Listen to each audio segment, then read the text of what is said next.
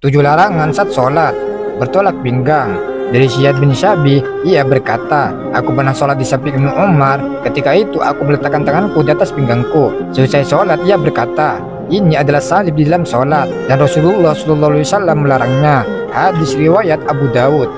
Melihat ke atas, perbuatan ini dilarang karena tidak diperbolehkan berdasarkan sabda Nabi SAW. Hendaknya satu kaum berhenti mengangkat pandangannya mereka ke atas ketika berdoa dalam sholat, atau Allah Subhanahu Wa Taala akan menjabat penglihatan mereka. Hadis riwayat Muslim. Melihat sesuatu tak penting. Suatu ketika Nabi SAW sholat dengan menggunakan kain dari khamisah yang bergambar. Beliau merasa terganggu hingga beliau mengatakan, pakaian ini menggangguku, bawalah pakaian ini kepada bujam dan tukarlah dengan kain ambijaniyah, kain kasar yang tidak indah dan tidak bercorak. Hadis riwayat Bukhari dan Muslim.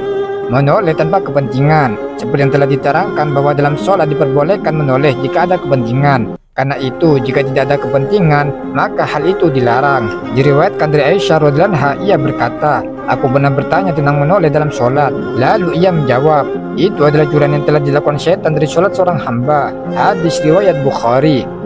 Menjalinkan jari jemari. Berdasarkan hadis Abu Hurairah radhiyallahu anhu, ia berkata, jika salah seorang dari kalian berwudu di rumahnya, kemudian pergi ke masjid, maka ia mendapatkan pahala sholat hingga ia pulang. Karena itu, janganlah ia melakukan ini belum menjalinkan jari-jarinya. Menyembunyikan sendi-sendi jari tangan. Jika dibunyikan sedikit, maka dihukumi makruh. Tetapi jika sering dibunyikan, maka dihukumnya haram, karena dianggap bermain-main dalam sholat. Syu'bah maula Ibnu Abbas berkata, aku sholat di samping Ibnu Abbas, kemudian aku membunyikan sendi-sendi jari tanganku. Selesai sholat, Ibnu Abbas berkata, celaka engkau, apa engkau menyembunyikan sendi-sendi jari tanganmu dalam sholat? Hadis riwayat Ibnu Abi Syaibah.